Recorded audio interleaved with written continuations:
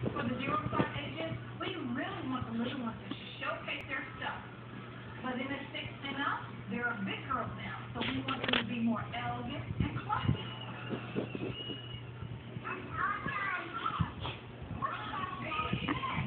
What are you doing, Bandit?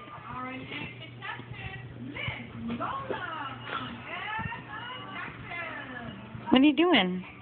When we're at home, Lola's just Lola. We try everything we can to make her do things, but for this time of day, I like to put stuff on, and it's showtime. Miss Lola from Texas. I think we got a great chance to take home $10,000. What are you doing? Our next contestant is Crystal. Where is Miss?